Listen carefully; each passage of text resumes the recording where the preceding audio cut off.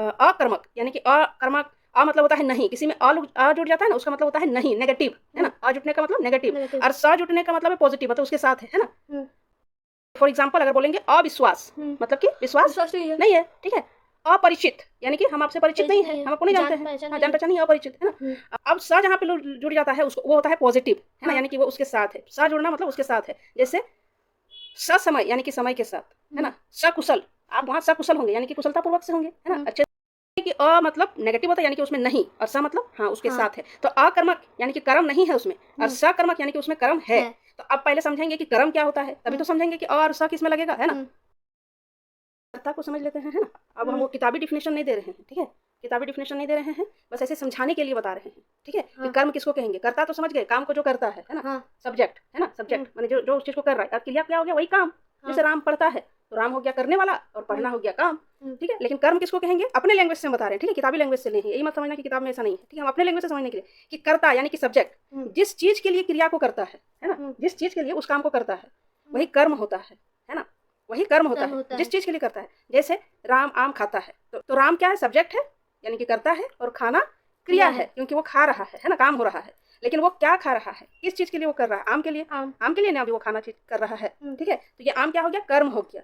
मैं विद्यालय जाती हूँ, सब्जेक्ट क्या हो गया, और कर्म क्या हो गया, क्रिया हो गया जाती। तो मैं जाती हूँ, कहाँ जाती हूँ, विद्यालय। जब भी सवाल कीजिएगा तो अपने कर्म निकल जाएगा, है ना। विद्यालय तो काम किसके लिए हो रहा है, विद्यालय के लिए, है ना। तो वही बोल रहे, काम जिस चीज के लिए वो करता है, जिस चीज के लिए वो काम होता है वही कर्म होता है, पहचानने के लिए बता दिए। तब देखो सकर्मक, सकर्मक मतलब क्या हो गया, सक्रमक मतलब जो मतलब कर्ता भी हो उसमें, प्लस कर्म भी हो, प्लस क्रिया भी हो, तीनों चीज हो। सकर्मक यानी कि कर्म के साथ, है ना, कर्म के साथ, वो हो गया सकर्मक। और अकर्मक क्या हो जाएगा, अकर्मक सिर्फ क्या होता है, कर्ता होता है और क्रिया होता है। अकर्मक यानी कि कर्म के बिना, कर्म के बिना। अब हम बोलेंगे जैसे राम आम खाता है ना। तो ये हो गया कर्ता, ये हो गया कर्म, और ये हो गया क्रिया। और यहाँ बोलेंगे राम खाता है, क्या खाता है क्या नहीं खाता वो नहीं बता रहे, है ना। तो खाली यह हो गया कर्म, ये हो गया कर्ता, और ये क्रिया। कर्म तो है ही नहीं, तो कर्म के बिना वाले वाक्य को अकर्मक, और कर्म के साथ वाले वाक्य को सकर्मक। ओके, अब इसकी डिफिनेशन को समझ लो, है ना। अभी तो बस ऐसे ही है, कंपटीशन एग्जाम तक में भी पूछा जाता है ना। कि इसमें ये सकर्मक क्रिया है कि अकर्मक क्रिया है, वाक्य दे देगा। कितना इजी है पहचानना, कर्म को पहचानना इजी नहीं है।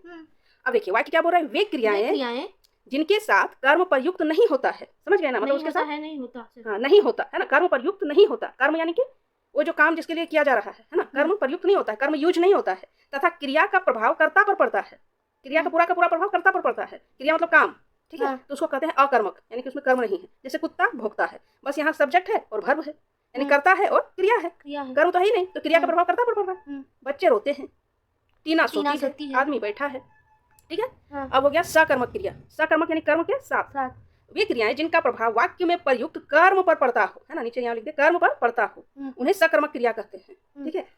अब तो समझ गए ना बात, कि नहीं समझी। जैसे राम दूध पी रहा है, तो पी रहा है काम हो गया, है ना, पी रहा है काम हो गया, राम करता हो गया। तो किसके लिए वो कर रहा है, दूध पीने के लिए, है ना। पी रहा है काम क्या है, वो दूध नहीं, काम क्या है, पी रहा है, लेकिन क्या पी रहा है, दूध, यानी कि कर्म है इसमें। नीतू खाना बना रही है, तो नीतू बना रही है, काम क्या कर रही है, बना रही है, क्या बना रही है, खाना। तो ये क्या हो गया, कर्म, है ना, इसी के लिए कर रही है ना।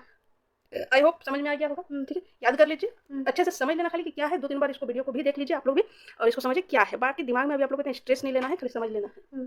ओके, तो मिलते हैं नेक्स्ट वीडियो में। धन्यवाद। हाँ धन्यवाद, शुक्रिया।